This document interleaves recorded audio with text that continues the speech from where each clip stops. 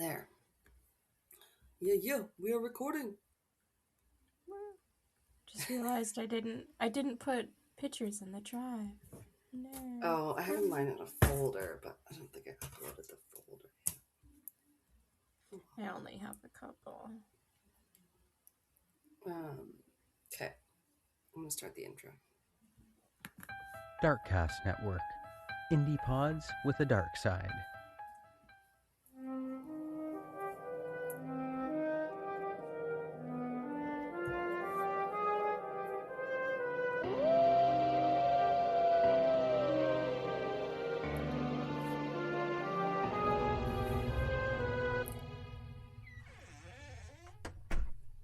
Welcome back to Castles and Cryptids, where the castles are haunted and the cryptids are cryptic as fuck. And I'm Alana. And I'm Kelsey. And I didn't tell you, but we just got done watching that movie about the... it's about a podcaster and her co-host, but you never see him, which kind of drove me crazy. Because I was like, most people at least video record like we do. So you can kind of see my face, even though our lighting's always terrible. But like, he's just like this disembodied voice. And so then we had to watch it again. And then Pat was making supper, and it's kind of one of those ones where they're like listening to recordings and creepy things. And some of it's like backwards nursery rhymes.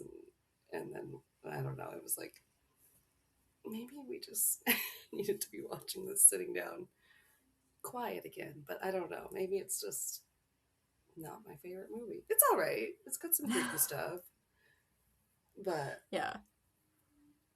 And then it bugged me because, like, excuse me, the co-host would be like, okay, I have to get back into character. I was like, what do you mean? Oh. And then what are you, like, following a script? Yeah, and then he'd like put on his like radio host kind of voice and be like, and so you guys heard it, we all heard it, that was the baby.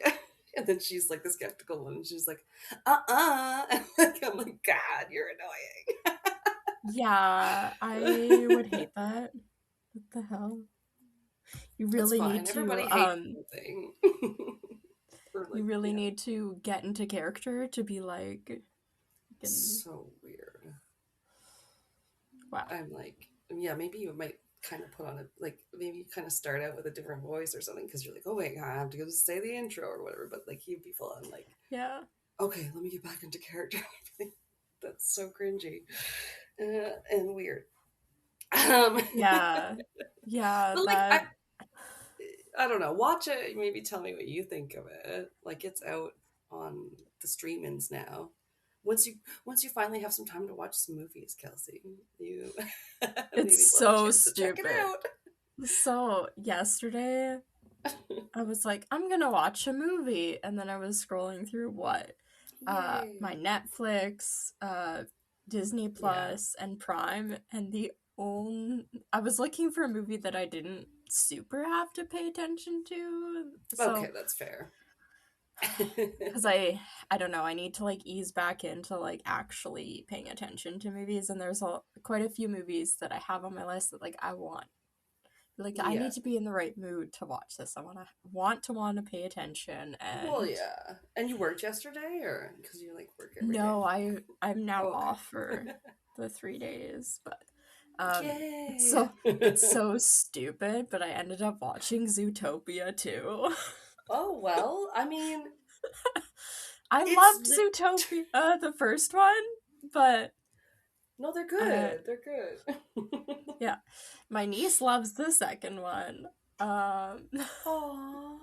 When we're in the car, she makes my brother play the song from it on repeat. She's like, play the Topia song, play the Topia song. So, I don't remember like what the main theme is or whatever. So, well, it's Shakira, so. Oh, okay. There's a lot of funny people, and a lot of those animated movies. Yeah, and I loved the first one. It's like one of my favorite animated movies since it came out. which I was shocked to learn was like 9 years ago. I couldn't believe that was 9 years ago the first one came out, but I enjoyed the second one. I didn't like it as much as I liked the first one. No. Which people I had talked to that had seen it said that they liked the second one better. I was like, okay, but I don't know. Really? Yeah, and usually it's not the more popular one, a sequel often. Yeah. So I was like, I'm gonna put it on. I already know like most of the characters. I get it. I can follow along. Easy to watch. It was yeah. Not too heavy for sure.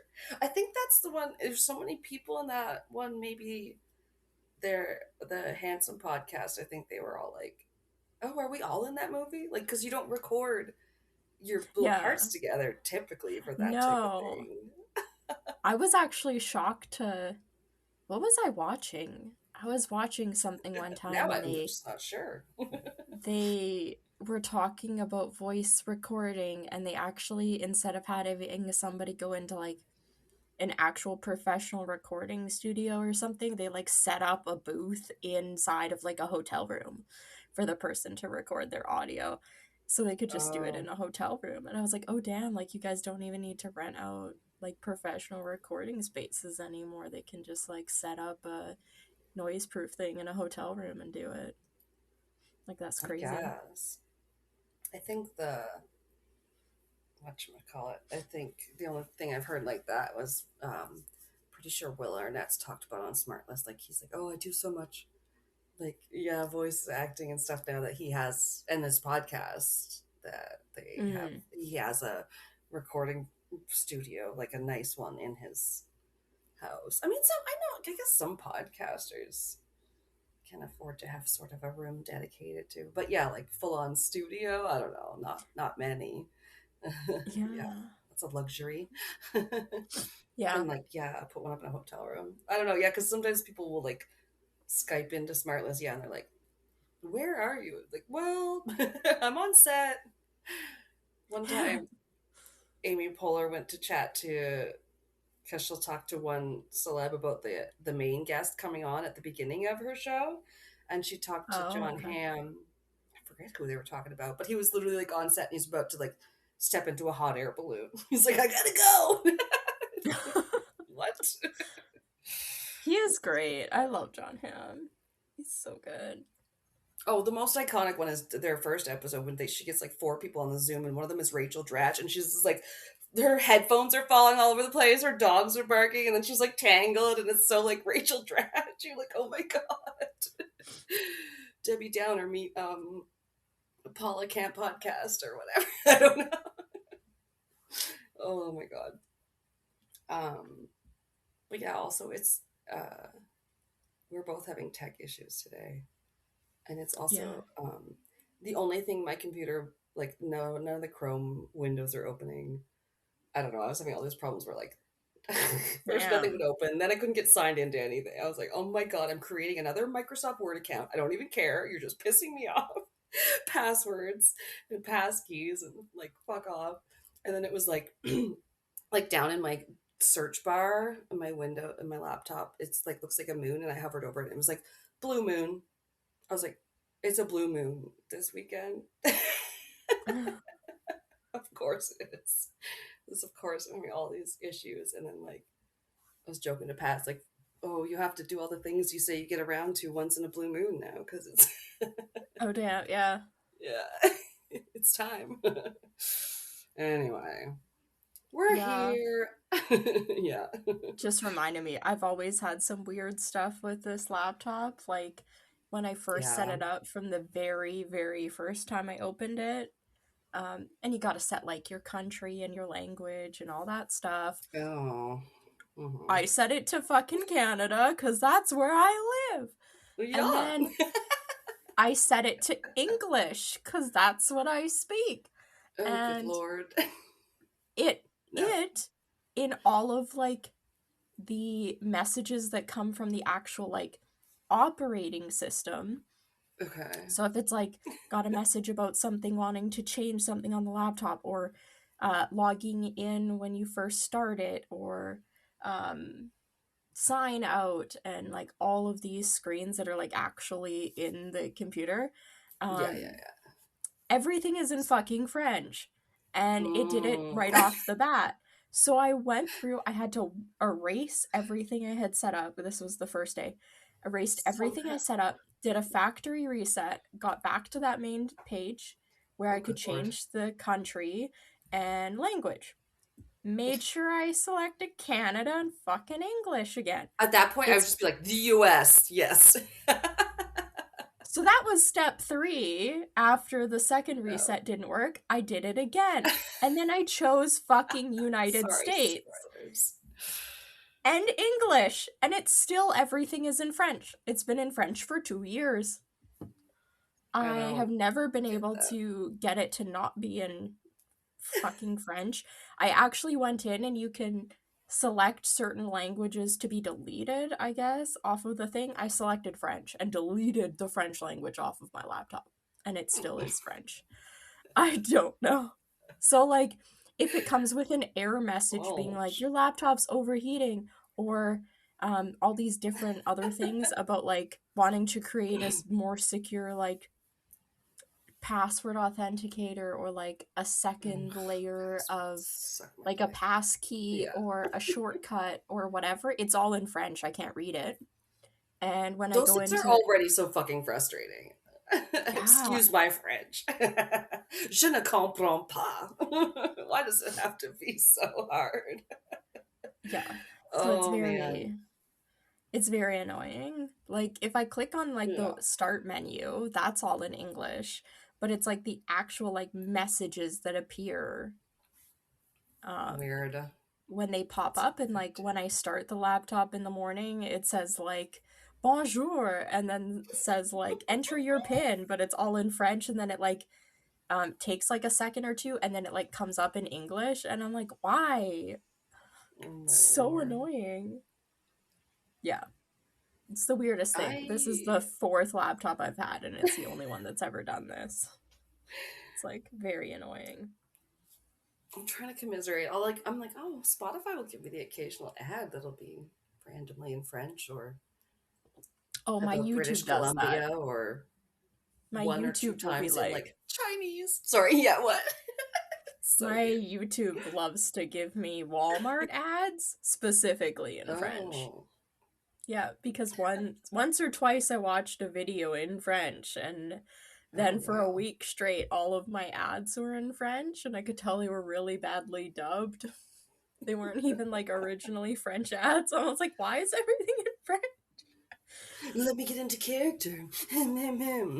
Je suis franchement. Bonjour. Bonjour. Fucking just Phoebe trying to teach Joey how to speak French, and he just can't get it through his head in that one. Oh, poo. Oh my god, you guys. Yeah. It's very frustrating. It's like, I don't know how else to fix it. It's been like 2 years. Tech shit, man. Mm-hmm. I be going crazy with it.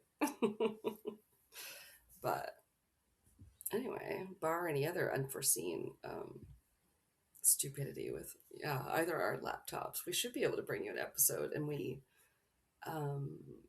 hopefully we'll get back on our little schedule bus. We picked our topics. That took us a while too, but now you've had your your fill of your Peru true crime and all that, and we're moving on to whatever it is. Braveheart. Underground cryptids or creatures. Ooh, yes. I am excited. Yeah.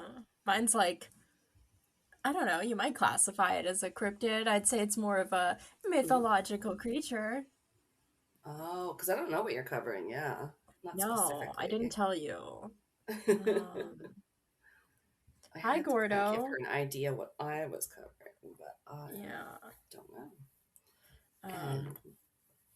Some weird ones kind of come up sometimes with this. Yes, for sure.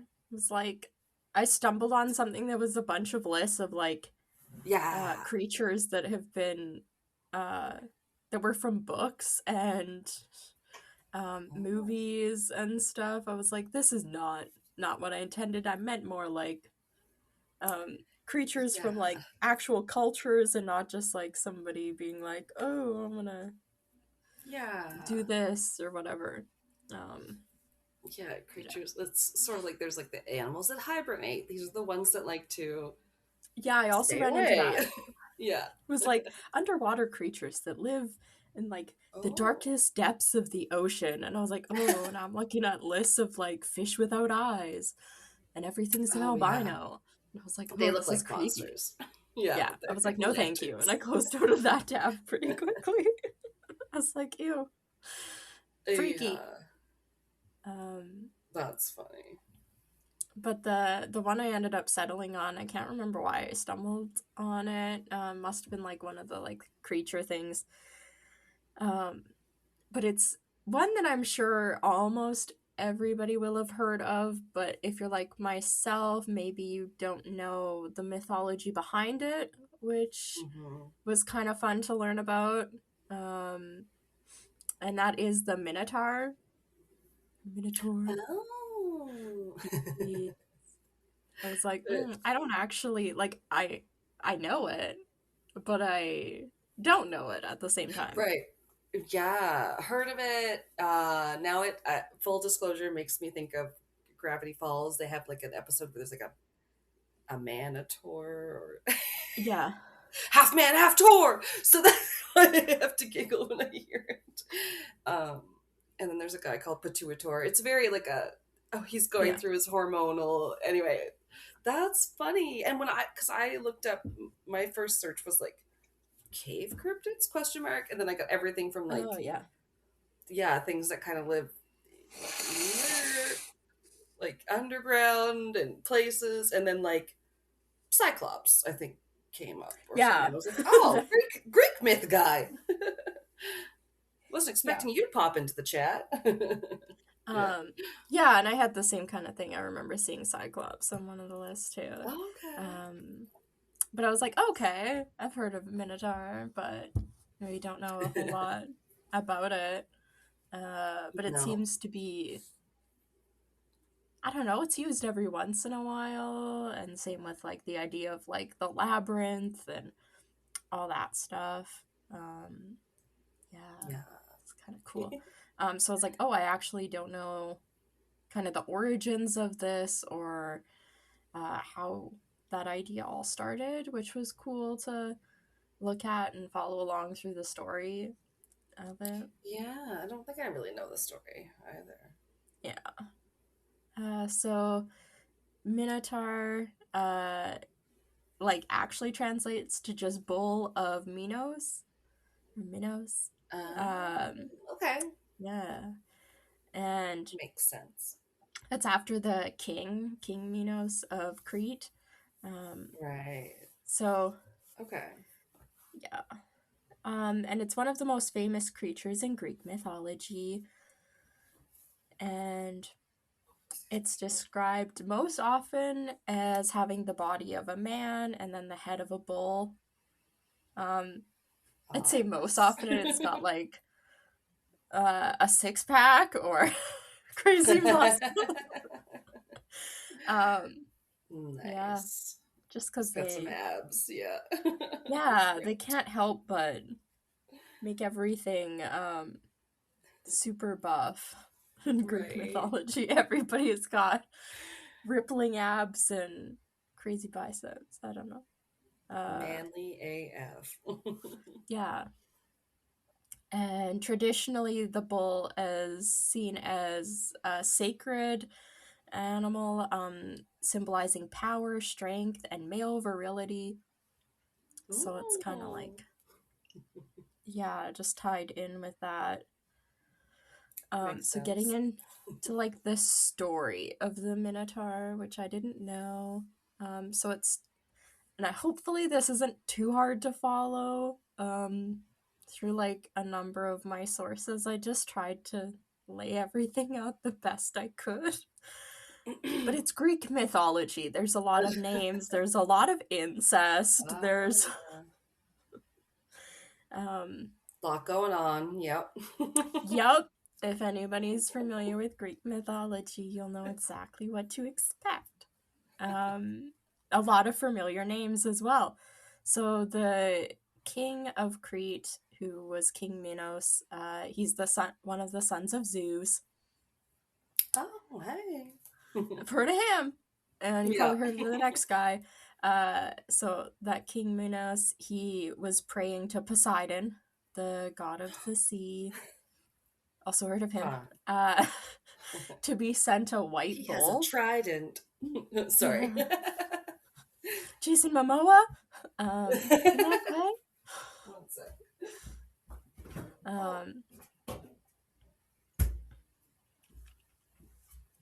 I just had to go to my new little beer fridge. Don't mind me.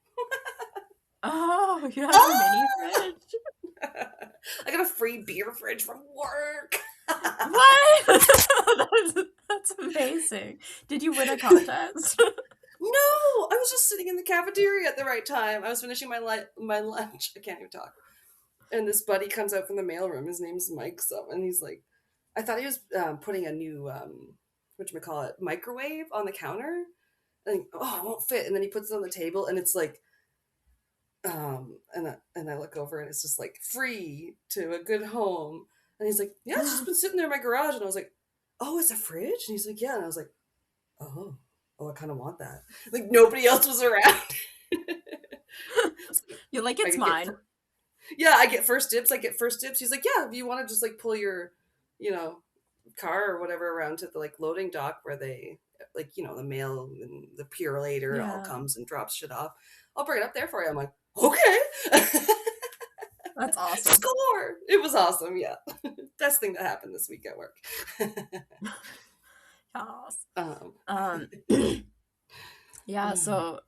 The King Minos, he prays to Poseidon, the god of the sea, to be sent a white bull from the sea. Oh, okay. Not a Red Bull. No, a white bull. Don't bull. want the wings. Yeah.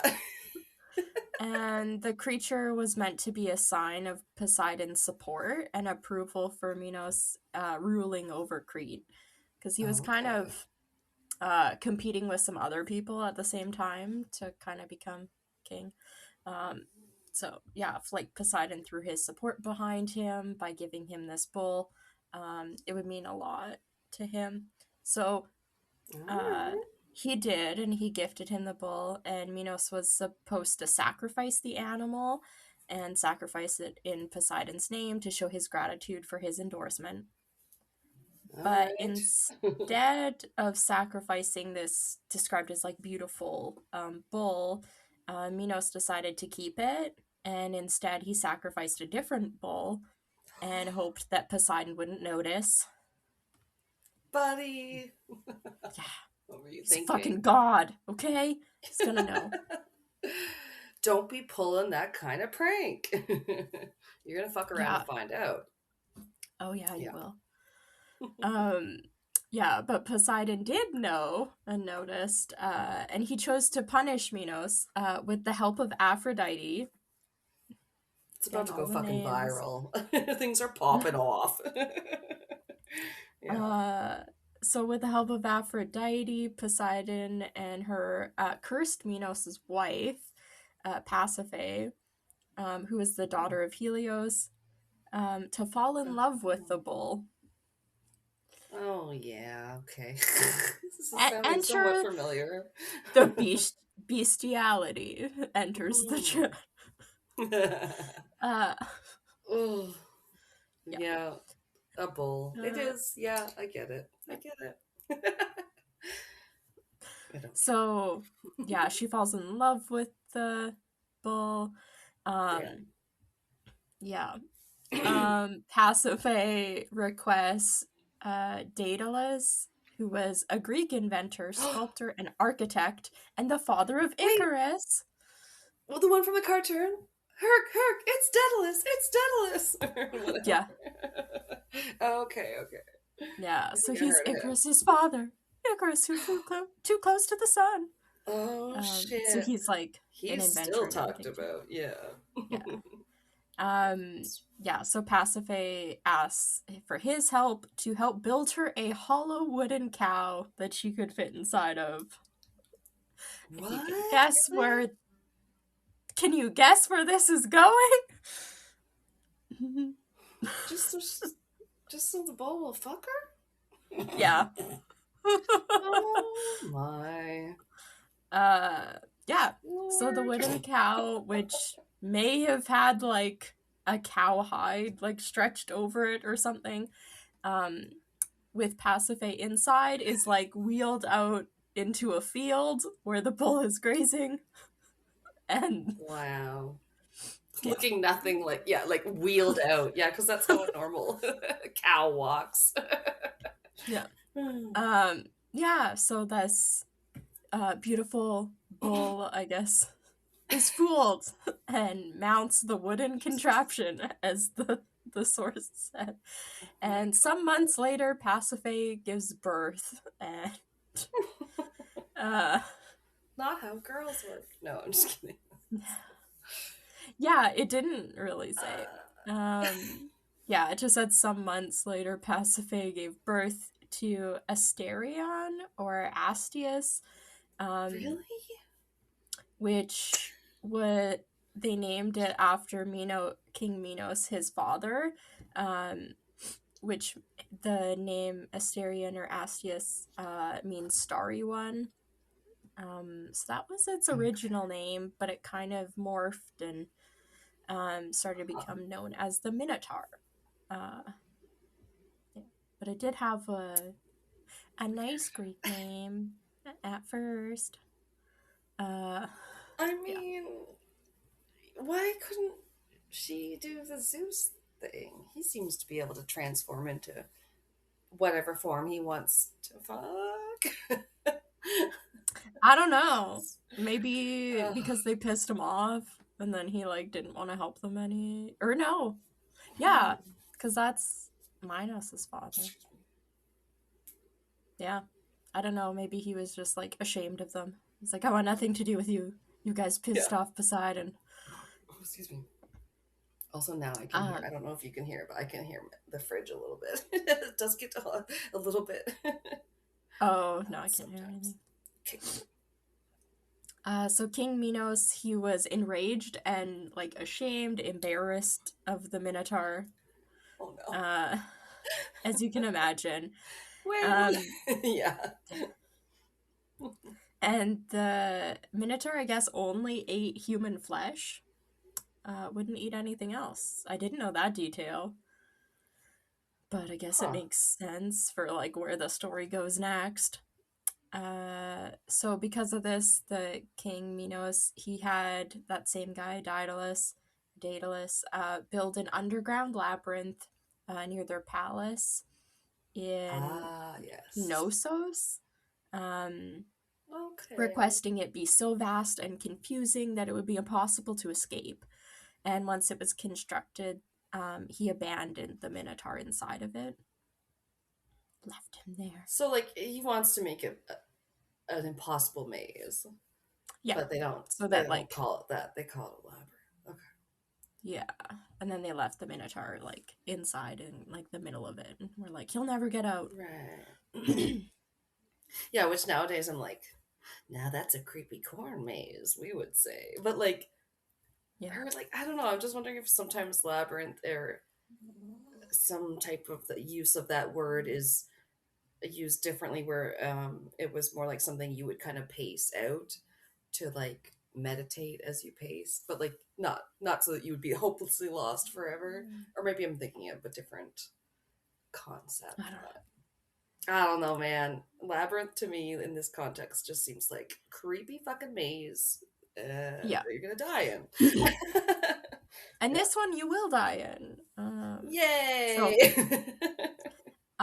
It's years later, when the Crete king Minos is at war with Athens.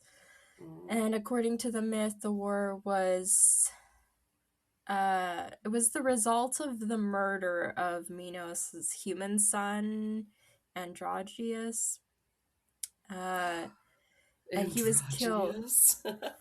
Yeah, I was like, I kind of stopped looking up the pronunciation names because a lot of Greek names is just like phonetic for the most part. So I was like, and do I really No, it trust? just yeah. Yeah, No, it just like sounds so much like androgynous. Like you androgynous. could Yeah, tell we get a lot of words from the Greek.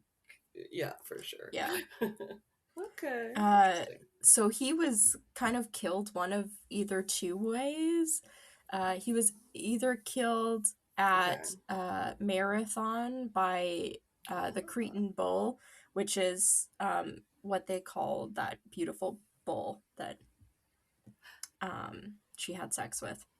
They called it the Cretan bull. Because he's from So he Crete. was Okay, either, okay.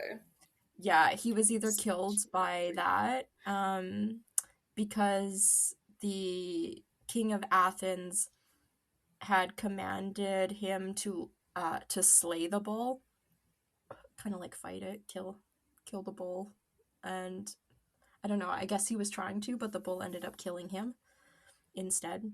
So And yeah, is the it's a bull? little kid. Sorry, is the bull his daddy? No, Who's this this is again? King Minos' other son, or yeah, his real son. Okay. Yeah, so he's supposed to kill the bull, It's but always he a cast of doesn't. It characters kills with him. these. Sorry. Yeah, Yeah. there's so many people. Um, so that either happens, or he's killed by the young men of Athens who are jealous of his success at the Panathenaic festival, which was, I guess, a precursor to the Olympics, which might be interesting to look up the origins of that. I've heard there's like some crazy shit to do with like the start of the Olympics or something. Oh my god. I love a crazy this is one of the early Olympics in the 1900s Yeah. where people were given brandy instead of water on the sidelines of their race. And cuz you said marathon, I was like, "Oh, I forgot marathon was like a place before it was Yeah, a I race." think so. Yeah. Yeah, so they were like jealous that he had done so well in these, I guess. So Mm. yeah, that might have been again one of the two ways they might said he might have died. Mhm. But either way, he died and King Minos is mad. So Yeah. Crete ends up coming out on top in that war against Athens, mainly due to Athens being disorganized or a disorganized Oh. collection of cities. Well, Crete had an impressive navy and was more powerful than most other surrounding communities, Oh, according to the one really? source. I didn't just magically know that, but No, I was thinking because isn't Athena, is she not with the war? Is she not the goddess of the wars? I Oh think so. gosh. Wisdom, warfare, and craftsmanship, says the Yeah. Googles. Yeah. Okay. So King Minos was not satisfied with their victory over Athens, and he wanted more, Oh no. like retribution for the murder of his son. He forced Don't Athens get to greedy. send him tributes. Oh And this no. also differs. Stuff either says every 9 years he asked for tributes, or every year he asked for tributes. But Oh. they do Damn. agree that these 14 tributes had to consist of 7 young men and 7 young women. Oh. And yeah, one of the sources said that they all had to be virgins.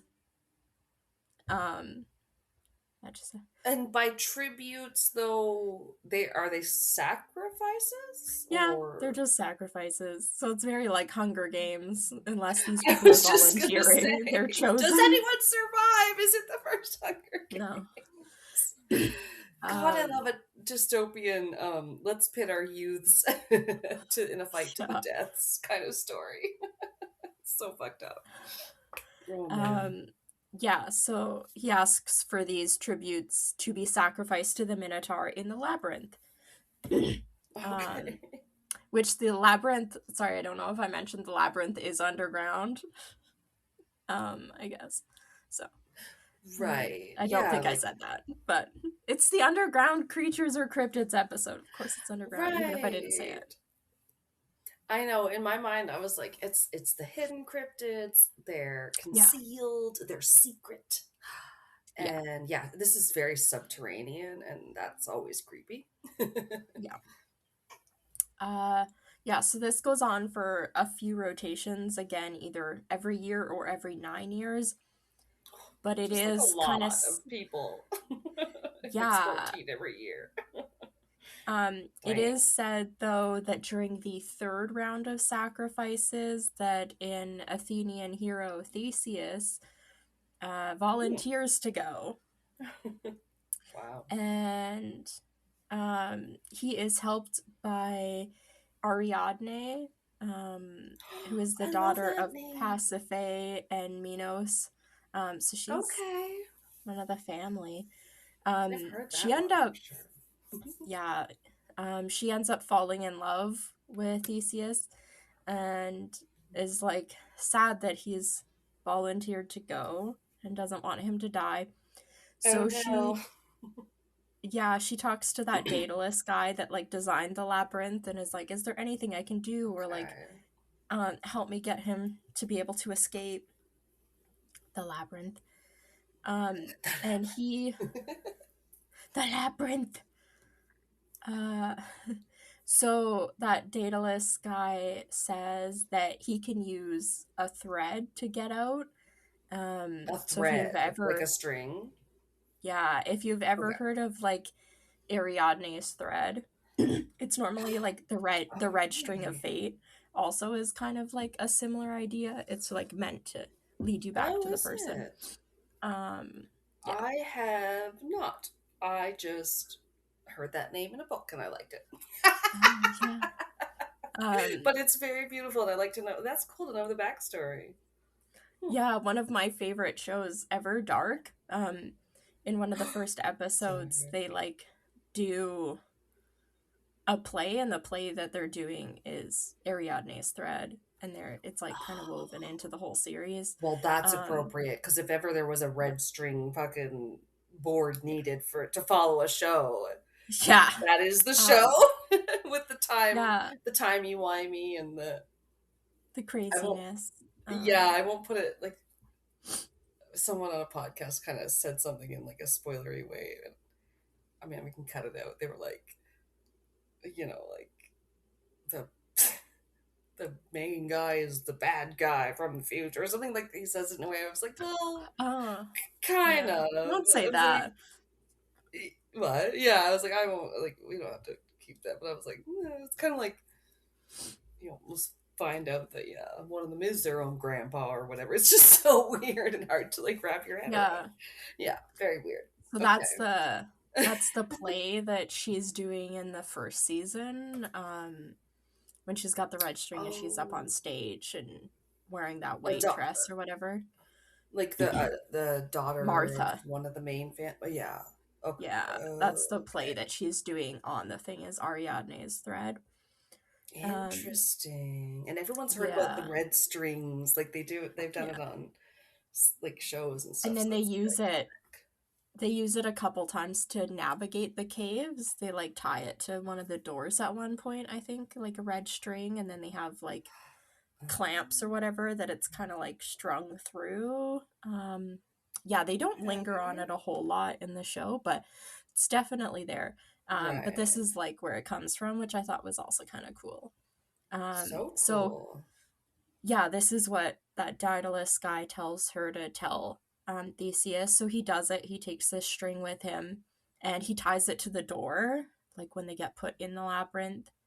And according to various sources or different representations,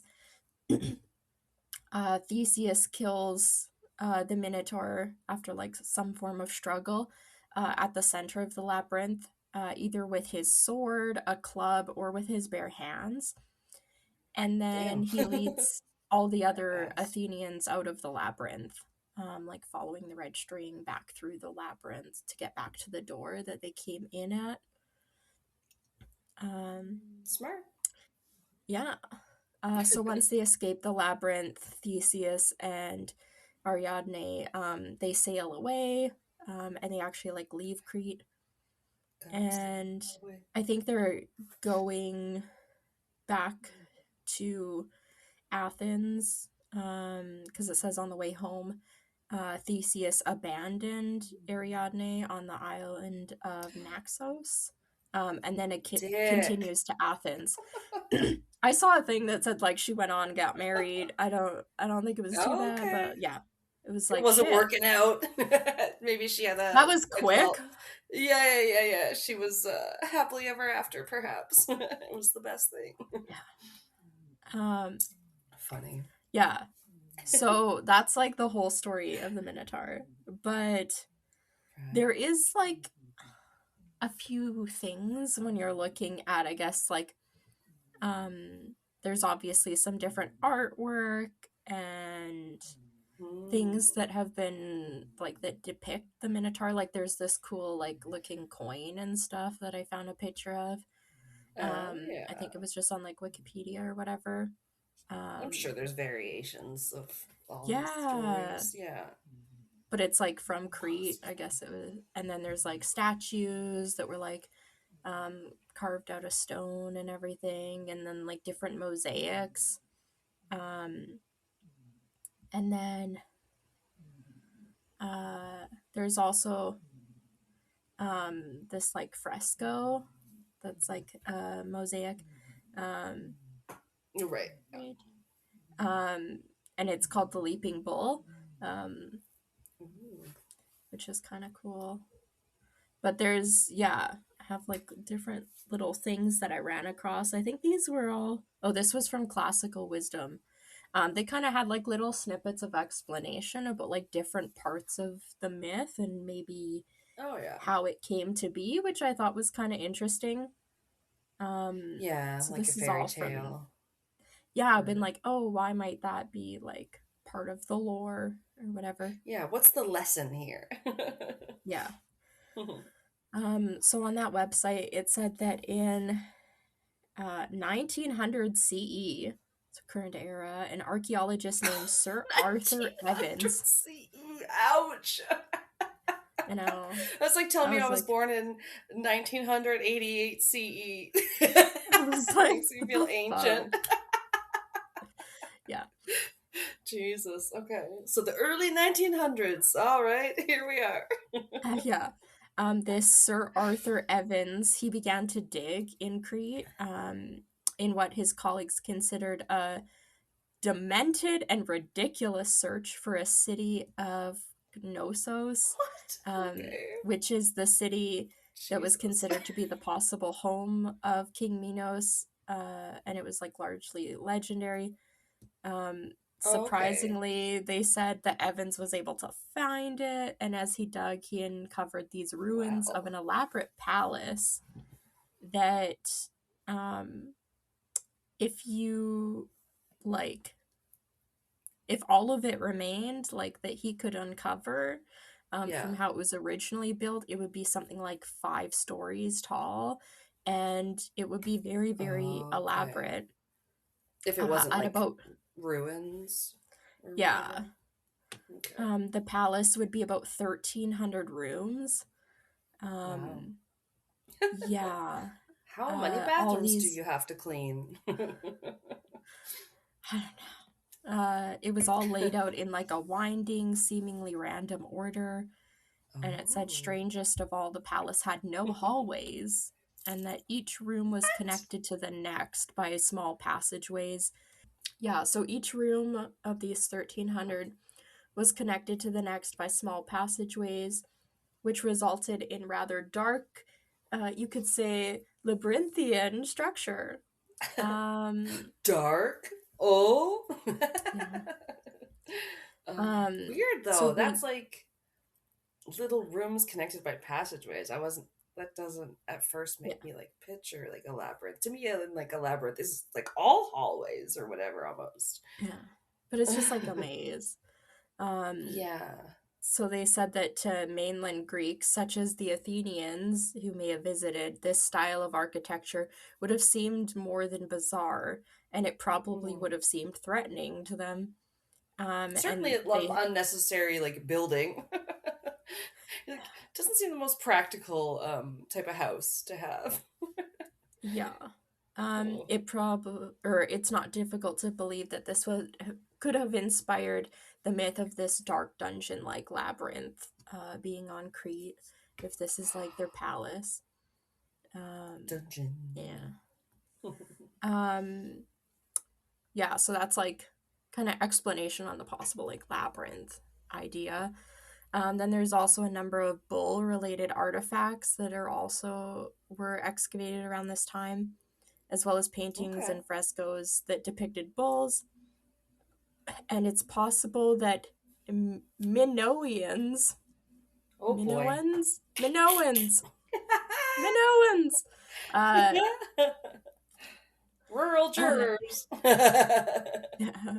they engaged in what was called bull leaping, Oh where my a god. young man would take a running jump at a charging bull, Oh grab its no. horns, and then use the bull's instinctual head snapping like motion What? to propel themselves into an aerobatic leap over the bull's back. Um, What the yeah. fuck? So you would like run at the bull, and I guess you would like jump and like grab its horns, and it would like whip its head back, and the momentum would kind of, you could like rotate yourself and kind of do like a flip over its back. Land perfectly on its back. That's insane. I've heard of running with the bulls. But yeah, But this is the next level. There's a fresco that's kind of it's really famous. It's on the wall of the palace in Knossos, and it may even depict like this bull leaping, but they aren't sure that this ever actually happened. Sounds It was dangerous. just like, yeah, I'm sure it was. It's like crazy. But yeah, because of all these artifacts and like artwork and statues and stuff they found of bulls in Crete, they said that like this sacred worship and importance of the bulls to the people could have carried over in like word of mouth to the Athenians, and it could have over time evolved into the idea of lusting after the animal, and having and that this could have led to some sort of half-breed like creature like the Minotaur. So Like like the Cher song, Half Breed. Sorry, no. That's all I ever heard. I love Cher. Hi. Hello. What were you saying? that point was done. I just have a couple more. I'm so sorry. My brain's on The a tangent. the act of sacrifices to the Minotaur may have Uh-oh. arisen from mass graves that were found in the 1980s outside of Ooh. that place of Knossos. Okay. Yeah, this was like pretty bad. I guess the bones were that of children. And like when they were looking them over and like studying them, the markings on them led them to believe that all of these kids suffered like violent deaths, and that it Oh even my appeared to god. depict some sort of ritual human sacrifice. So that could have Really? been happening, and maybe they were blaming it on the Minotaur or something. Because this is actual evidence you're talking about that they found up in Yeah. real life on Earth. Yeah. Oh Yeah. shit, They that's found like these like huge mass graves oh outside of no. that city. Yeah, those are Yeah. not necessarily a good sign. I mean, sometimes it's like mass graves it's from sickness and what have you, but you said Yeah. violent deaths? Yeah, there was like Oh my god. yeah, it wasn't a lot of details, but I'm sure you can tell from like damage to bones. That's how they figure out how people died a lot of the Yeah. times. No, it's fascinating how Yeah, they can figure that stuff out, like with the Aztecs and how they knew like that they tool did. marks. Yeah, they did sacrifice, and they found they had. I thought it was there where they were like, yeah, one of their young sacrifices was probably like from what we could find in their system or skeleton, like drugged or high on drugs and stuff like that. And you're just like, Hmm. whoa, that's pretty fucked up, man. Yeah. Then the last thing I found, this one was actually from Wikipedia, and I'm sure there's more information about this one if you wanted to look it up. But yeah, this one was, I don't know, just kind of like offbeat to the other ones. Was there's like a geological interpretation to this whole story as well. You know how like they come up with myths and stuff to explain the world around them, and things like that. So they cited early descriptions of the Minotaur by, oh, I don't even know, the Callimachus. Who the fuck was he? I can't remember who that is. I don't have the rest of this. No, just kidding. Yeah, as being entirely focused on the cruel bellowing that the Minotaur made from its underground labyrinth.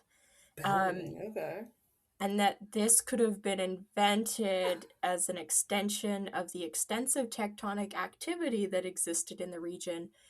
And there was this science journalist, Matt Kaplan, who theorized that the myth may have well stemmed from geology. So they said that there was actually a lot of earthquakes and sounds that would happen from like the tectonic plates shifting all of the time. Apparently it was a really active area. So part of the myth of the Minotaur was like this like bellowing and like yelling that they would hear from underground that it would be making while it was trapped in the labyrinth. So they're saying like maybe the shaking of the earth and from like earthquakes or the tectonic plates shifting, and the sounds it made, they like kind of created this myth that there was a creature under the ground or whatever. I kind of get that. Or like I feel like I can try to wrap my head around it if I think about like different stone and rock formations and structures that sound weird when like wind goes through them and stuff. But then I'm like, tectonic plates? Could we actually hear that shit moving around? Yeah, you can hear earthquakes. But do you just hear like the results of what they make? No, I can't even. You can actually hear earthquakes. Okay. I guess I just thought maybe like you hear all like the buildings falling down and stuff like that, and like you can't really hear. No, because like if you rub two rocks together, it doesn't make a sound. That's what's happening. If a tree falls in the earth is literally shifting against itself. I'm sorry, my brain does shut down when it gets asked things that it thinks are too philosophical. I'm like, wait, I don't get this. I'm done. Sorry. But yeah, because there's other ones that are like, you know, the myths or like legends that are created to explain like the passing of seasons and why. Yes, like it's like the superstitions that form around science, or that's how it's just about like stuff they observe, right? Yeah, where they don't have a way to explain it. So I was like, oh, that's kind of interesting. Then like it could have been all of that. But yeah, no, it totally tracks that. Like I was like, it could be I learned something. Explanation. Yeah. And we're like, and this happens because the devil. But like, you know, yeah, just explanations for things that we don't always fully understand, which is always interesting. Yeah. I think Greek mythology, well, it can be confusing because everybody's connected with everybody else all of the time. So much sex. What does that mean? Yeah. Yeah. Incest, bestiality, yeah, just a lot of weird shit. Zeus, big fan of the patriarchy. He's like, I just want to fuck everybody. Oh, anyway. I'm sorry I swore so much in this segment. I can't seem to keep my F-bombs under wraps, but that was, that was a lot to think about, and I liked it. Yeah. Thought it was interesting. There's a lot that's interesting. I like when Zeus, I'm sure it's Zeus, when it's in one of the Thor movies, where Chris Hemsworth, he's Thor. Then he goes and they're at the council, and Zeus is at the head of it, and he's played by like Russell Crowe. And they it's great because he zaps all of Thor's clothes off, and then you get to see Thor's butt and stuff. It's wonderful. And that's all I have to say about that. Okay. Oh my god. All right. Well, shall we be right back? Yeah. It's your part two non-sponsors. Yeah. That was.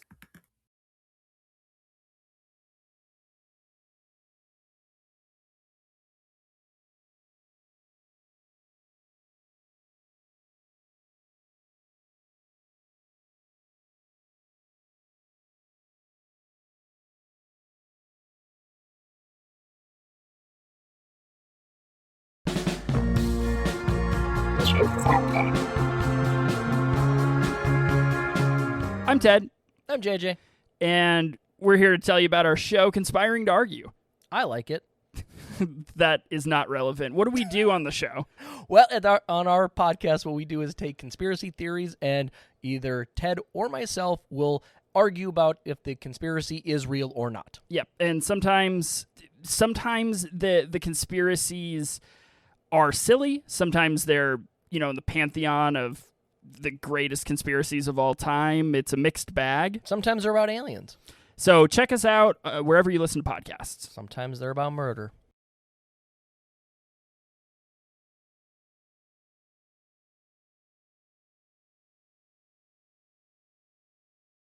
Instead it did a 0 minute, 0 second recording like it likes to do sometimes.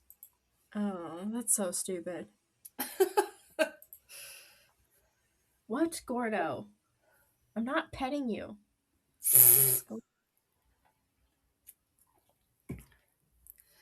Once in a blue moon, we record things and they don't go off the rails. No, I'm just kidding. But I don't know if we were talking about that on the pod, but that it was a blue moon. Anyway, what's Gordo? Is he settled? He's just right to the left of the laptop, just staring at me with Puss in Boots style big eyes.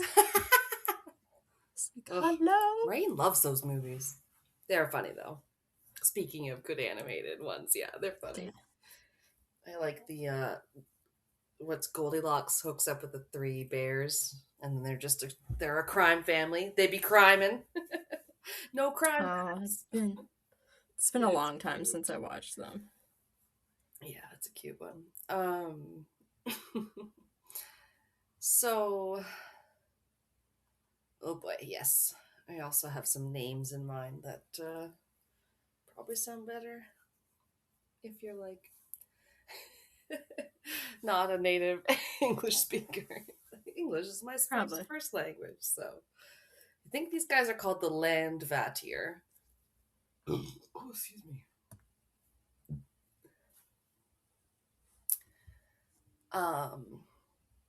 Yeah. But like, they'd be like having that spelling where you see the A and the E and they're so close together, they're like one letter, and you're like, what is with this? Yeah. Yeah. Is this an actual like Germanic or Old Norse letter that we don't know? Yeah. So, but these guys, yeah, I get a little bit on them and then a little bit on another guy, and that's what I came up with after I looked up. Nice. It's not bad. Yeah, I was specifically looking to see if there was some that like might reside in and around caves and stuff, and yeah, then I picked some. Yes, these landvaettir come from the Old Norse word for land spirits. So that's what that means. Yeah. And they are typically found mostly in like Iceland and places like a bit in Norway, I think. Nice. It's where my dad's side of the family's from. That makes sense. I would love. Yeah. I would like. Well, yeah, from Norway, I guess. Found out recently because he found his grandmother's or great grandmother's like marriage certificate after my grandma died. He like got all her paperwork and then because she wasn't very forthcoming with information about family. So you had to wait until she died, basically. Oh. Yeah. Damn. That's even more annoying, because sometimes it's just you don't know, but they don't know. Yeah, he always thought we were more like German and everything. But no, I guess we're pretty Norwegian. So I find that stuff interesting too, though, because I think Pat said something similar where his family were straight up Swedish, and they were his grandpa came right over from Sweden or something. But then he goes over there with the army, and they're like, "Oh, your last name almost sounds like more Norwegian in origin or something." So, family ties, right? They crisscross. Yeah. I don't know. Well, a lot smaller of countries there too, so I think the overlap is a lot easier. That makes sense. Yeah, I would love.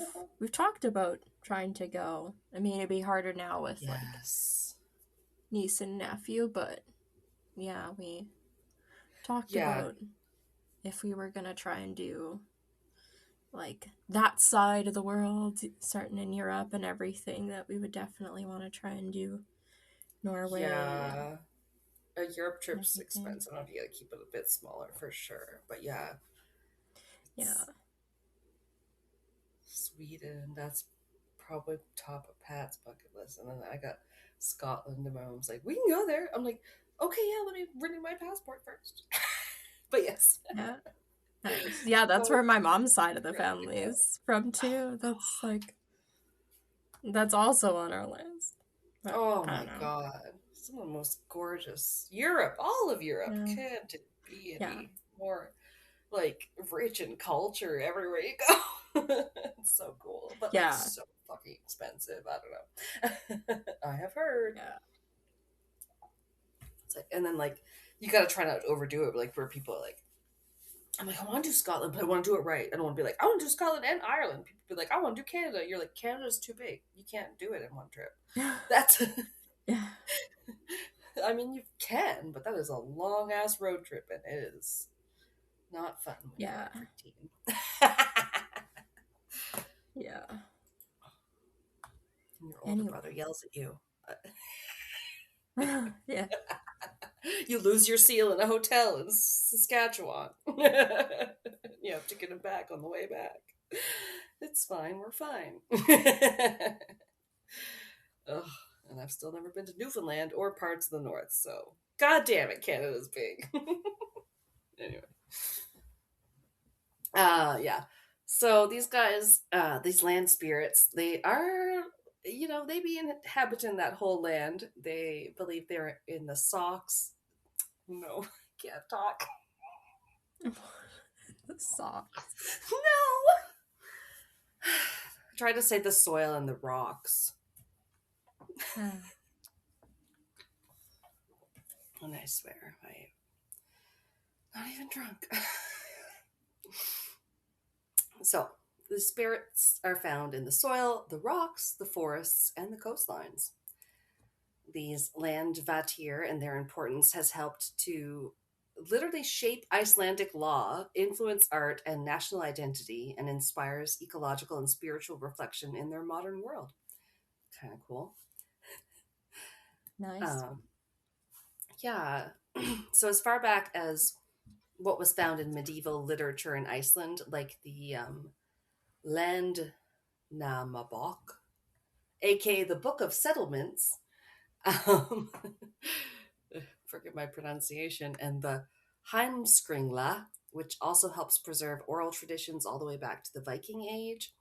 They talked about these spirits, and to make sure they appease them, they do certain preventative steps to keep them happy. Like before farming or working the land, people would always perform little rituals, like offering food or little bits of ale and blood sometimes. Sacrifice. Yeah. No, I wouldn't give anything my blood. Yeah. Yeah, I don't know if they just mean they tip a little blood out of a cup for some homies or what, but I think it's a little bit more low key, Gross. But no, it's mostly like just about the harmony with nature and how it's important to the people of these areas, especially essential to surviving on the land there, and certain like being in harmony with everything. I just like that. It reminds me of other indigenous cultures before people come storming in. Oh, respecting the land. The land you live on? Yeah, God. It's not a dumpster. What a concept. Don't overuse, don't overconsume. Take only what you need. Help your fellow man. Yeah, you're here as much as the land is here, but you don't own it. Yeah. You're gonna go back to it when you did. You're part of it. Yeah. There was a historian, and I think I'd heard his name before, but it's also just maybe because it's fun. Story Sturluson, who wrote a story about them as far back as the 13th century. These landvaettir are mentioned. Damn, that's old. It's old, but also part of these names sounds young when you talk about Danish King Harald Bluetooth. Wi-Fi. Right? I always forget that was a fucking guy in history. And like literally I've never heard of that before. Oh no, you don't know the Bluetooth symbol is like a combination of two runes? I think it's a B and I've another heard letter. that. Yeah. I've heard that. And I believe it's in reference to this Danish king, Harald. Damn. Spelled Harald, with A's. Bluetooth. Yeah. Whom he sent a sorcerer disguised as a whale to spy on Iceland. Disguised as a whale. Yeah, he like wizarded himself into a whale. Cool. His spy sorcerer. So cool. And the sorcerer swam along the Norwegian Sea to Iceland, and he met some characters along his travels. The dragon in the east, the eagle in the north, the bull in the west, the bull, and the giant / mountain troll in the south. So like typical epic tale where I'm sure you had to fight them or whatever. I don't really know. Probably. Sounded cool. So in a way, these guys aren't that hidden because they do kind of crop up in a lot of folklore, and then like as they said here, these creatures that we just talked about, the bull and whatever, they represent the landvaettir, and they also appear in the country's coat of arms. Oh darn, I should have got. I didn't think I had any pictures for this one, but one website had a picture of their coat of arms and how it had like a dragon, I guess, and an eagle and a bull, and I don't remember if it had a mountain troll. Yeah, but it was still cool. Yeah, I mean, for like all they talk about, like fucking Canada and the U.S., our flags suck. They're shit. Oh, yeah. Do we have a coat of arms? I'm not sure. Like sometimes on Wine and Crime, they would talk about whatever state they were covering and their weird coat of arms. So yeah, I know Alberta has one. It's just like a bunch of fucking wheat and stuff. That makes sense. Like, ugh, prairie province. We're not even the most known as a prairie province either. I guess. Like, feel like fucking Manitoba and Saskatchewan are more than us. I suppose. I don't know. I did read at least one, as we didn't talk about dystopian books at the beginning. Yeah, there was one where they're like, and then we actually did, us and like Saskatchewan did become like absorbed into America as like, not exactly the 51st or state or whatever, but it was like because they didn't have enough grain producing like states anymore. And it's like sometimes these books are so realistic as to be depressing. Like give me the zombies and stuff. I don't want to just like hear about how sad the world is, and then everyone's poor and we became part of the US because nobody had enough food. Oh yeah, because the US is doing so well. Fuck, they should become part of us. Fuck you. Oh my god, don't get us started. They're like not really having a vote, but having a referendum. And our premier or our prime minister was like, well, we have to make sure people feel like they have a right to say. And you're like, what? Are you gonna have a vote next on if the fucking Earth is flat? Come on. We're never gonna become part of the I feel US. like That's so dumb. no. If people actually looked at how much is involved to separate a province from country, I mean, what, fucking Quebec has been threatening it for as long as I've been alive. There's been how many referendums, and when people actually look into how much fucking money it costs, because you need to set up your own fucking government and money system and all that shit, That's when you right. actually figure out how much that costs to figure out, people are like, it's tricky. "Nah, we're good." Like, no, I remember, excuse me, we've heard a lot about that, growing up.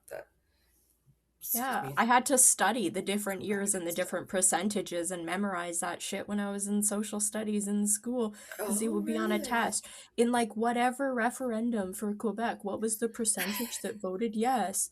And you would be asked about that. Like, close though, apparently. Yeah. When they had to do that in the 90s, it was like they almost did vote. It was a lot of times very close. I don't think we're anywhere near that here, but like, right. No, it is interesting though. Yeah, it's definitely interesting to see, like, because you're not supposed to use the same currency as another country, so you would have to fucking invent your own currency. Do you know how much that costs? Who's gonna produce it in Alberta? Who's gonna pay to make your fucking currency? You think our taxes wouldn't skyrocket while we try and figure all this shit out? Who's gonna hijack your computer so it talks to you in French primarily? Try to make my god. Take. Yeah. No, it's crazy. It's crazy. It's because my laptop thinks I'm in America. It's like, ugh, if only it did. And then I would have been able to watch Outlander sooner. Oh my god. Anyway. Yeah, that is crazy. I don't remember learning about it so much in school, but maybe I just was skipping that class. Or they don't. It was just like in social studies. They talked about it every once in a while. It was just like, oh my god, we get it. They don't want to be part of Canada. Like, there's probably maybe like, obviously not a huge majority based on the like voting and the fact that people don't want to actually come out when these things seem to get voted on. But like, I get it. Like, I don't know. We have a weird national identity where we were like, we don't necessarily want to be like rebellious like you Americans. We'll just go up here and some of us will be kind of British still and some of us will be kind of French or vigorously French. Oh my god, we're on a tangent. Anyway. Oh yes, they did appear. So this Gragas is, I'm guessing, the pronunciation, but there was an accent on something. So who knows? And this was Iceland's medieval law code, and it actually forbade any ships to enter a harbor that had dragon heads on their prow. So they did this because they never wanted to anger the spirits of the coast. I guess they didn't get along with dragons, maybe, or that was just too menacing to see coming in. Weird. Yeah. The front, the figure mermaids ship. Only. Yes, it's got to be a woman, preferably with a breast bared, for luck. But women aren't allowed on the ship. Exactly, because they're bad luck. Yeah. Unless they come on the ship, and then we're like, well, at least show us a tit, and then it's good luck again.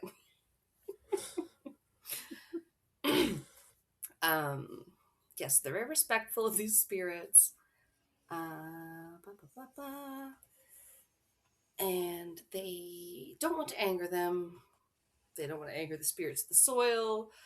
They don't want to make mad the soul of some sacred tree. Like, they just were like, don't leave anything behind that can hurt them, like pollution, and try not to be too greedy and like just pillaging the land and stuff, right? I guess. Which I love it. Yeah, it's like you're proper stewards of the land. You're living with the land. And then I came across sort of a fun fact was that they're part of the Vatir, or one of the like god groups, I guess you could call them, that I mentioned way back in episode 1 talking about Norse mythology. Damn. Can you imagine? It's been so long. I didn't remember very well that. No, it's been 1,000 years ago. You think we would remember that episode better considering we had to record it like 3 times? And back then when everything was editing was a million years. I recorded it in the other room on a fold-up table, talking into my cell phone with my notes printed in a room that was start in a closet. No. The classic. I'm doing this in a closet. Everyone says. Yeah. No, I was doing it in an empty room with all of the echoes available. Oh my god! Yes, the Vatir. Apparently, in case we need to refresh our memory. These are described as a diverse family of spirits inhabiting every corner of the Norse cosmos. Sorry, I had a typo. They consist of subgroups like the Vathavattir, or water spirits, the Bergavatir, mountain spirits, and the Skagarvattir, or forest spirits. I had to mention that one to Pat because, it's part of his last name. He went by DJ Skog. Nice. Or as I told him, I think his name means Patrick John Oak Forest. Oh no. Figure that out. Yes. So this pursuit of harmony with the earth persisted post-Christianization of Iceland, meaning like from the years 1000 CE and forward. Yeah, that's way older.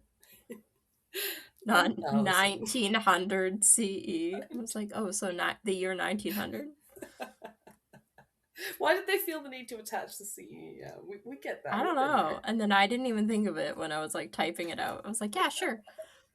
It is, yeah, sometimes it is a little hard to conceptualize the year 1000 though. So I'm like, okay. Yeah. Yeah, but they're still like known today in Iceland for their strong ties to their folklore, like respecting of trolls and stuff. I feel like we have talked about this too, because I know I always come across that and I'm like, this is crazy.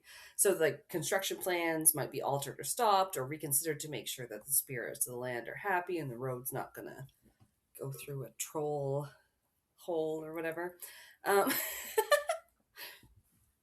And I learned that this word asatru, that's probably not how you say it, but it was like a name for a revival of Norse paganism where modern people now are honoring the old ways through rituals such as pouring milk or mead out to their homies. No blood this time. Just pouring one out. Or like leaving small stones or rune stones in the woods, or simply speaking out words of gratitude aloud in the forest or in a be loud glade. And that's the landvaettir. Fun. The lore.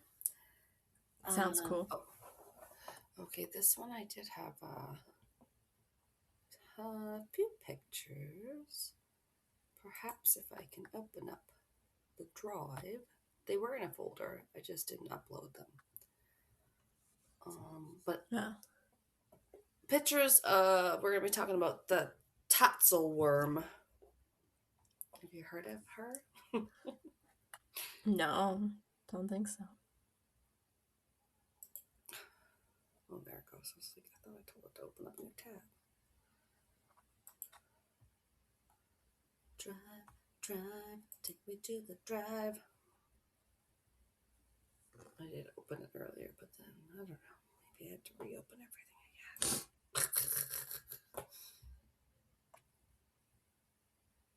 Alright, one sec. I'll just open that, or upload that if I can. Folder upload.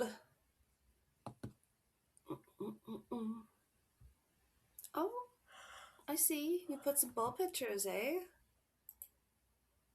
Yeah. I see him now.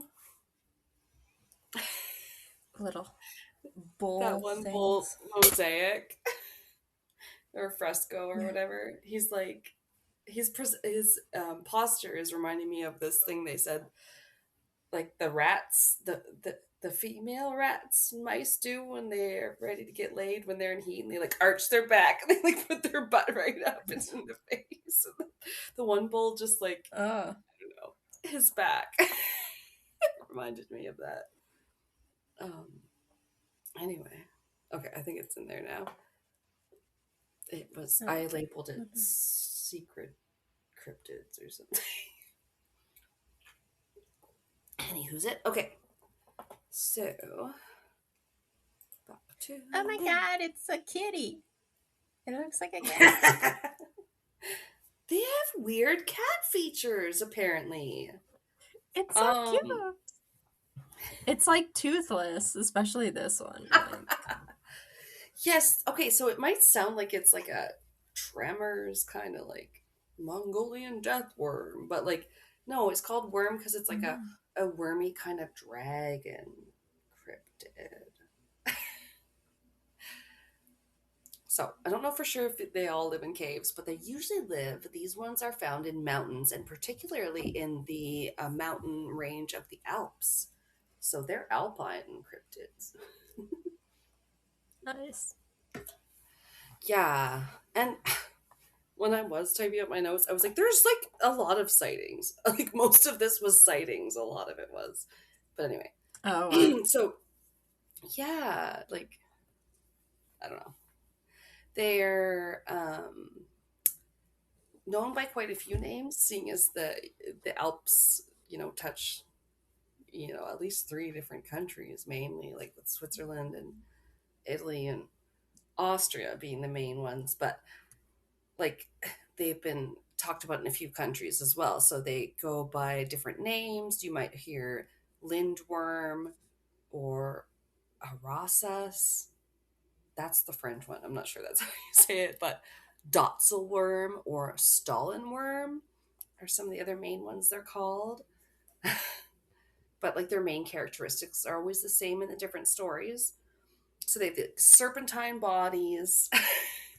So sneaky. Usually they have a couple of clawed front limbs. Sometimes they have other legs, but I would say most often the common is like they just have the 2. And then that part's weird. The legs? Yeah, it's like a dragon, but it's only got the 2 front legs. Yeah, like a half dragon. Like I think I have it further down, but like sometimes they're called like a fire drake kind of thing. Yeah, because they're just like dragon snake. Ooh, it does kind of make the word drake. Sorry. But what weirds me out with these ones is they're always like they have big heads and bright cat eyes, and like you opened it up. I don't know which one you opened up, but you said cat something, and I was like, yeah. This one that says Tatzelwurm. You know what? I labeled that Tatzelwurm, and I was like, I'm funny. Well, because it immediately, like, I don't know if it was just because it's like the blackened scales and everything, but it looks like Toothless from How to Train Your Dragon. Oh, and I was yeah. like, oh, it's a kitty. It's a kitty. Like sort of, like a smooth, kind of harmless-y dragon. Yeah, I agree. He's got Toothless vibes, big eyes, not big teeth. A cute little triangle nose instead of a scary dragon mouth. It's like a cat face. Yeah, it's a lot less scaly and a lot more like I don't know. Yeah. There was that one they have on the Fantastic Beasts and Where to Find Them, and they're snake-ish, but I think they had like wings or something too. Anyway, I love a snaky cryptid. They're always so weird. Excuse me. They can be different lengths, like anywhere from 2 to 6 feet long seems to be the consensus. Like can be pretty like that's not too bad. That's not like crazy dragon size. No, that's true. They're more like people-sized. Yeah, I would like a 2-foot long one. Yes, I take that. But they do sometimes spew poison flames, so you gotta watch out for that. Oh. Kitty has claws. Yeah.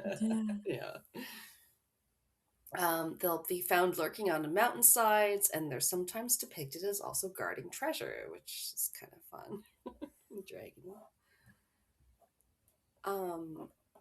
Written records, yeah. So there was some sightings going back as far as I have here 17, 1800s, but I'm pretty sure there's one that was like late 1600s too. So pretty old. Yeah. Maybe not as old as the other guys, but there was one official in 1836 in a Bavarian hunting manual, which was called the New Pocket Guide of the Year 1836 for nature, forest, and hunting enthusiasts. Reminds me like a farmer's almanac or something. Yeah. It's like the weather. I think this is where a Bernard Heuvelmans had his description of the creature as a curious shaped like a scaly cigar. And they maybe had like an illustration. I don't know. It's unclear, but he said it had formidable teeth and wretched little stumps of feet. Oh no, not wretched. Not wretched, not stumps. Yeah, wretched little stumps. Oh fuck, which one is it? There is one case in America. It's not like the Loveland Frogman, but it's something like specific to one region, I thought. And they were like, when they described it as having like arms that came right out of its chest, and then when they get to the end of it, the case, and they're like, oh, and some people's theories are that it's like an escaped kangaroo. I was like, that actually kind of makes sense, because they're like short little arms kind of just come right out of their little chest. But like, I don't know what this one could be. I really don't. I think they have some theories, but to me, they don't really make as much sense as that one did. Oh, fuck, I can't remember what it's called, but anyway. So there was a pretty well-known encounter in 1779 where a man named Hans Fuchs saw two of these Tatzelwurms, apparently, and he ran home, and he was so scared he just ran home, and he told his family, and then he fell over dead after telling them what he saw. Damn. So it's pretty fucked up. I was like, oh shit. Whether he had a heart attack, I don't know. And there's been a few times where people said they had like bodies and skeletons. So in 1828, allegedly a corpse was found by a peasant, but before he got it home, he said it was just in such bad shape that it was like half eaten. I don't know what he was trying to do with it. Sell it, maybe. Another instance in 1954, a Swiss photographer said he was out setting up on the mountain, apparently going to take a picture of like a fallen log, and he's setting up his camera. Fantastic. Well, yeah, what in 1954? That's not still like those cameras you have to set up on or maybe he had a tripod. I don't know. I feel like it wasn't one of those real old timey cameras, though. You know what I mean? Like we almost had Polaroids then. We don't have to put like the clicky ones with the cape over the head and the like. No, I'm sure it was like just a film style camera. I don't know when that. What's the oldest one you have? The oldest one I have? Yeah, you have old cameras, don't you? I have a couple. Yeah. The one in like the box cameras. Like there's still ones you could put around your neck and stuff with a strap, I think. Yeah. Must be something like that. I don't know though.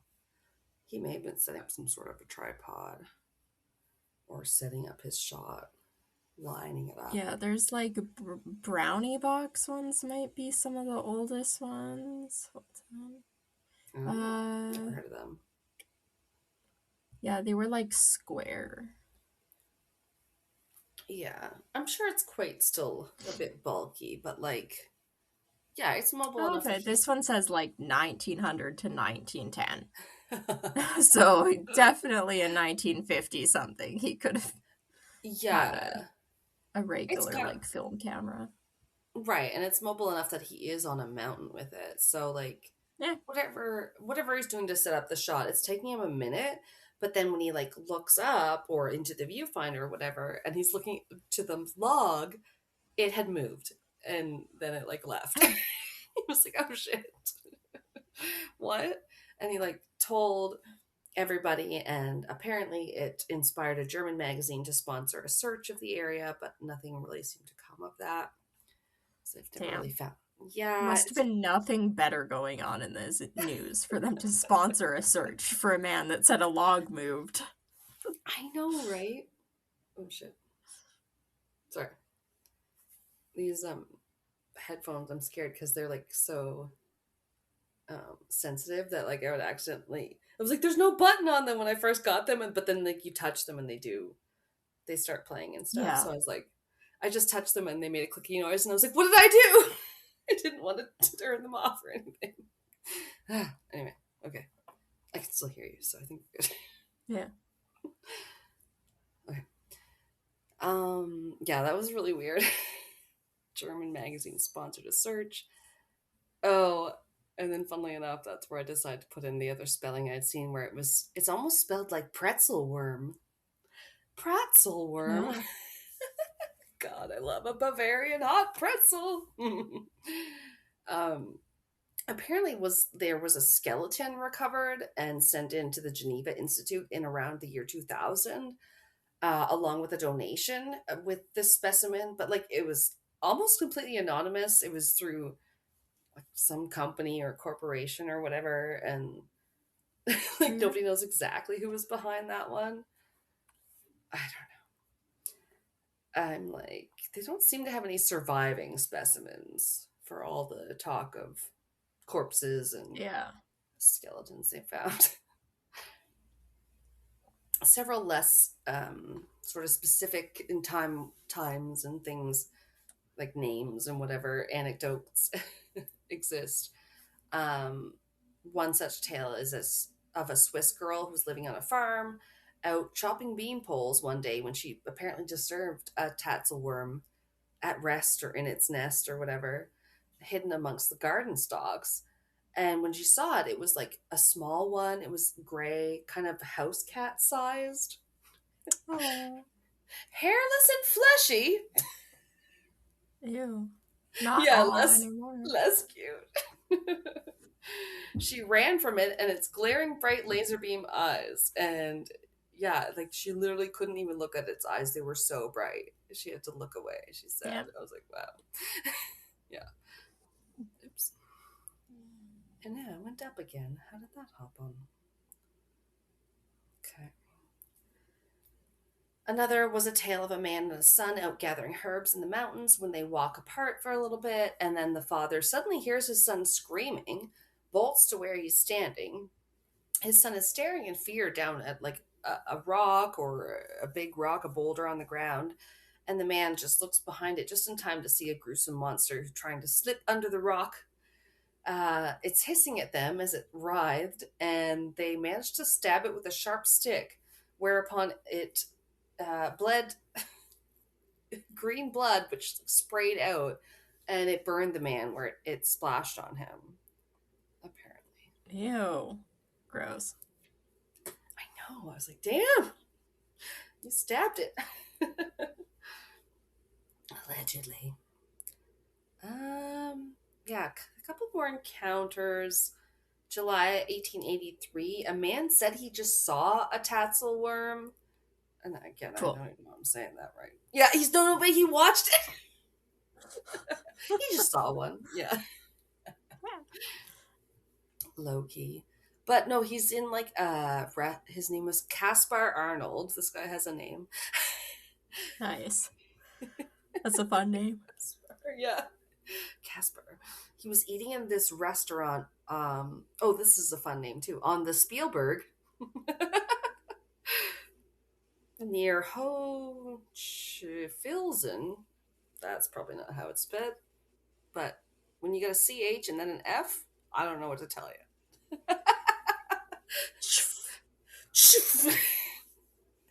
Like Siobhan. Is that... Oh, Siobhan, the Irish spelling. Siobhan. With that one character on a Modern Family where he's played by Kelsey Grammer, the famous actor from Frasier and everything, but his name is Keith or it like ends with a PTH or something stupid, and he's Mitchell's ex, and like his name is ridiculous. It's a tragedy. Yeah, this one is like he's sitting in this restaurant, and this is in on the Spielberg, in the place, in the blah blah blah, in Austria, where the restaurant is on the mountain, has a view of the mountainside. It's got a lovely clear outlook. So he said he like watched it for like 20 minutes as this creature went about his business. Apparently, I was like, wow, you're just eating your steak. Yeah. So yeah, I only tried to include the most interesting encounters because there was like a lot of them are like sighting, and then there was a sighting, and I was like, wow, okay. I wrote down a lot of fucking sightings, I guess, like yeah. Usually they're seen with two legs, and another two-legged creature was seen near a place called Rohris in Salzburg, Austria, in the summer of 1921. And the two witnesses said this one leapt like 9 feet straight up at them and was about 2 to 3 feet long, gray, and had a cat head. So it leapt pretty far considering how short it was. Yeah, that sounds scary. But cats can leap pretty far considering how low to the ground and short they are. I don't know. Damn. Yeah, like they'll jump pretty high, but they can... Yeah. Helps with their momentum. They'll like... Yeah.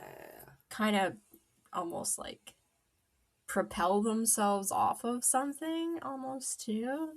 True. Like they don't typically leap from... Like they couldn't leap from the ground to like the ceiling necessarily without like catching themselves on something for like another kick or like a boost or something. Yeah, my dog has to take a running go at getting up on our bed, although our new mattress is a little bit lower. But yeah, exactly. You know they're really good at it, and I was listening to a podcast where they're talking about how bats are able to like it was like how bats get high. I was like, what do you mean? But it's like, no, they can like propel themselves in ways that other things with wings cannot, because they have like their wings are so connected to them, and they have like a lot of bones, like they're like almost like their hands and stuff. So they can like be zooming upwards and then make a landing where they're like hanging upside down, because they hang upside down, and you're like, damn, yeah, they're like the fighter pilots of the animal world. Yeah, interesting. It's like, fuck trying to put things on pigeons, and why are they always trying to make pigeons smuggle things into prisons? And then they have that thing where they're like trying to make cats do what they wanted to be spies, where they were like, the CIA was trying to like, put like radios in them and make them, and you're like, you can't make cats do anything, you idiots. No. Yeah, I mean, same with bats. They tried to like put little bombs on them, like little incendiary devices, and the bats were like, I'm just gonna go into this barn and then also into this like military guy's like car, and we're gonna blow that up. Like, you're like, yeah. Sorry. Anyway, it was so interesting. Oh yeah, so then they find allegedly in 1990 they found their first skeleton version of it. Or did we already talk about skeleton? Because they find like at least one alleged skeleton. Said one was donated or something. Yes, that's right. Someone like donates one to the Geneva Institute allegedly, but I don't know. You can't like seem to find pictures. And then this might have been a second one. It was found apparently near Domodossola in Italy. And another Italian incident where this Giuseppe Costale guy saw one Tatzelwurm or whatever zigzagging down a Pisocronia place on 2 separate occasions. So he had seen it in the same area. This was early 90s as well, so I guess it wouldn't have been the same one as the skeleton they found. But he said it looked like a gray crested reptile. So interesting. Yeah, some more sightings cropped up in a place called Trasivio in Italy near the Swiss border. And the authorities then blamed it on a missing or possible missing monitor lizards, is what they said. Monitor lizards? What do those look like? Are they one of the ones, the like big lizards that have the big legs and their like bellies close to the ground? Because they also mentioned like Gila monsters. You know, some of those guys that are big lizards, they kind of do look like fat little dragons. Yeah, but they don't look like cats, and they normally have 4 legs still. That is true. That is true. And you can kind of, yeah, their bellies are kind of close to the ground. I can, in some of these big old lizards, but they still visibly have 4 legs. You're right, yeah. So, I don't know. The elders of this town that had the crop of sightings in Italy, they said it was the basilisco, or in English, the basilisk. So...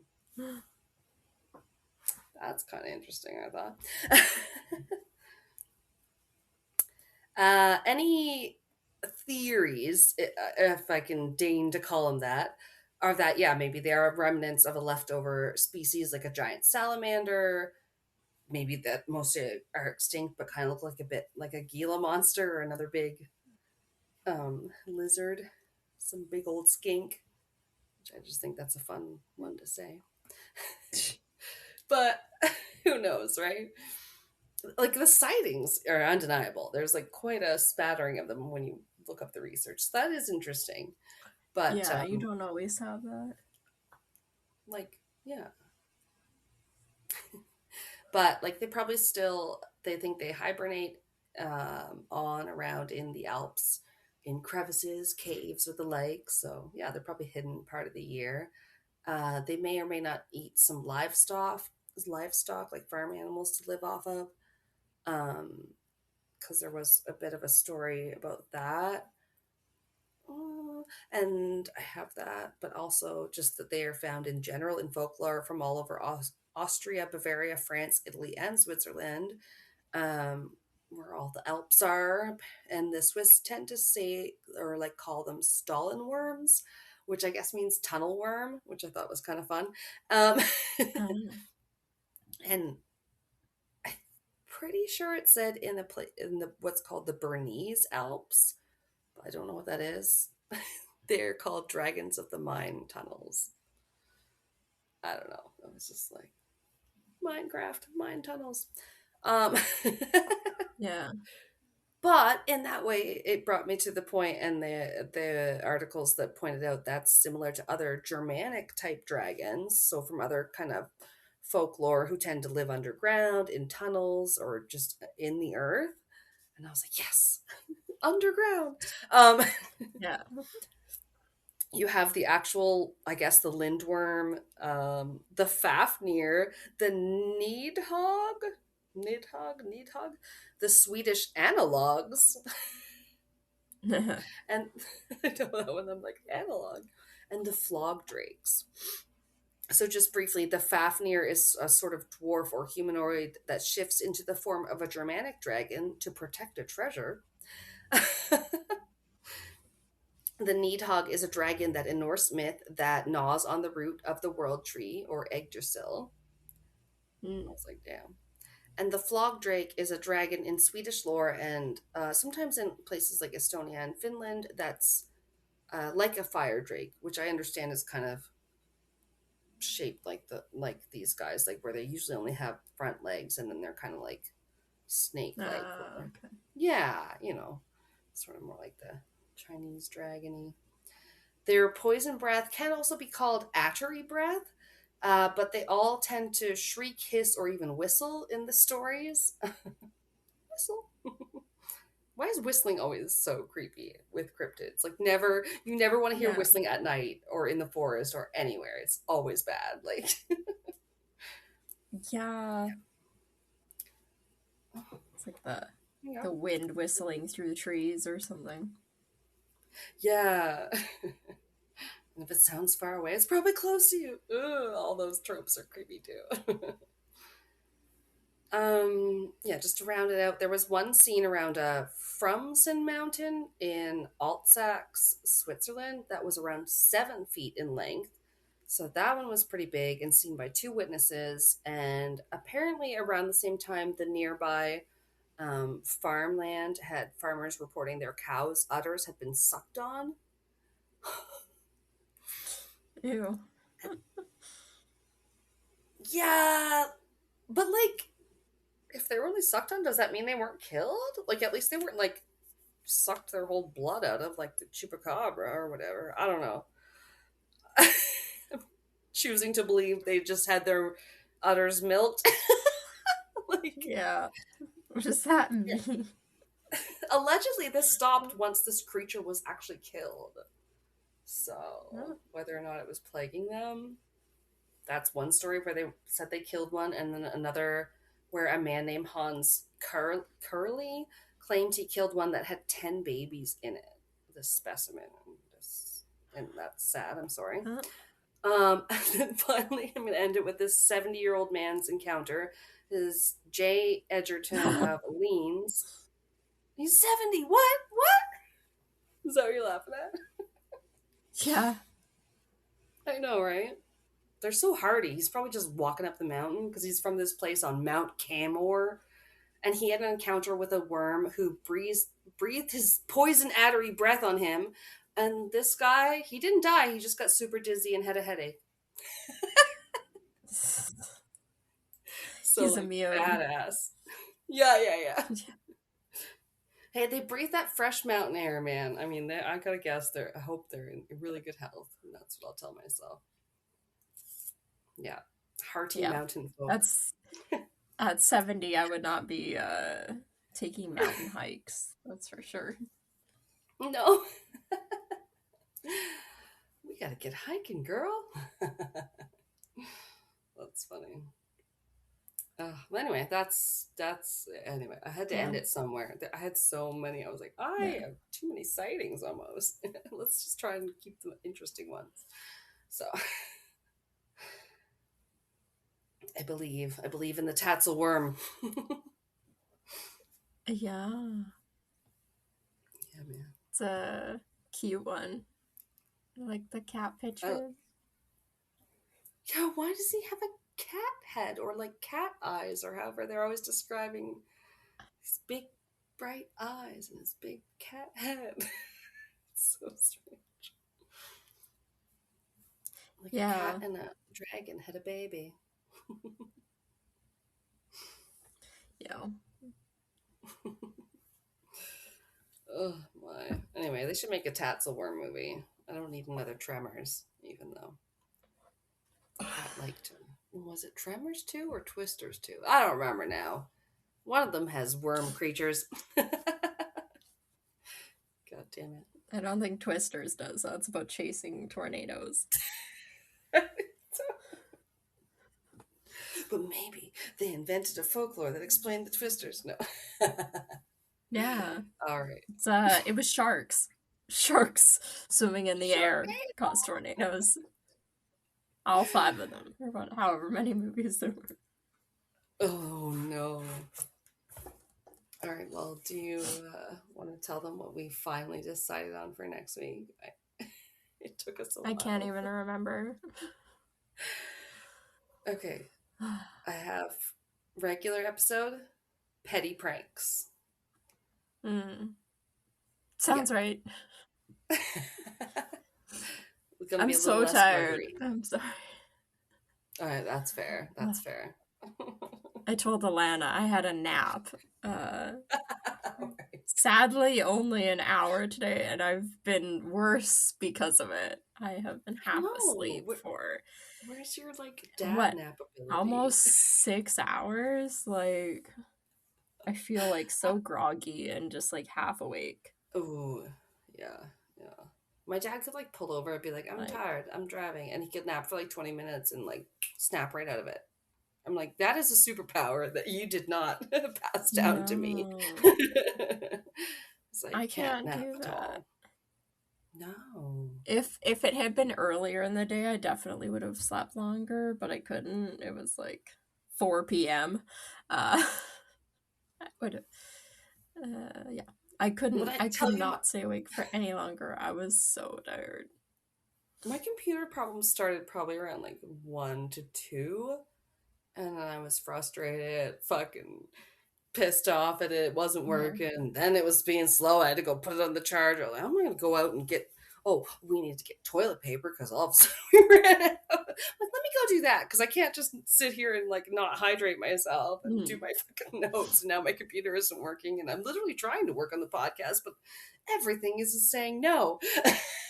And then I came back here and I was doing my notes from like 5 to 6 or something. So stupid. Yeah. Oh, guys, it's all for you guys. It's all for you. Anyway, yeah. We'll let Kelsey go to bed. Yeah, I'm so tired. Yeah, I'm gonna go lay on the couch. We'll catch you next time. Yeah, bye-bye. Perfect.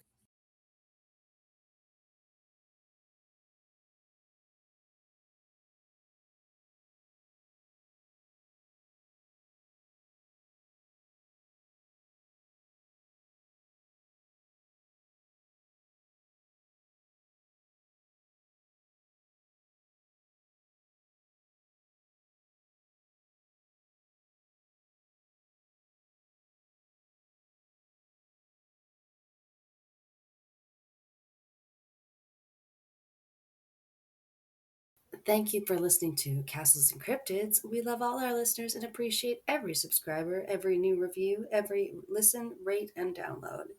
Our music is by Kobe Off Air, and our cover art is by Antonio Garcia.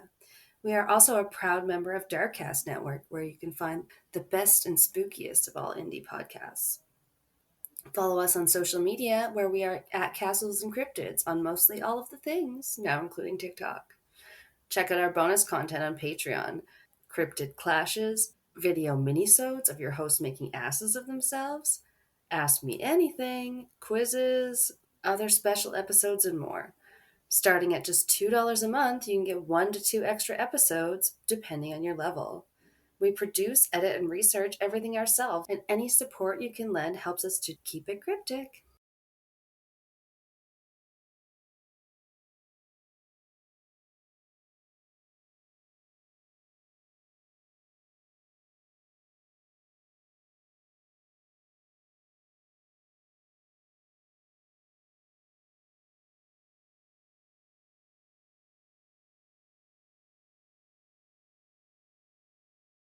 Which in itself was fuck off. Blooper reel. Like, just so fucking annoying. Right? What was he trying to do? Take over the mic? Yeah, I don't know. He's like, well, actually... Just kidding. Just pisses me off because he was here in a dead sleep. It was like, why do you have to wake up and then immediately start doing shit? Oh my god, worst timing, yeah.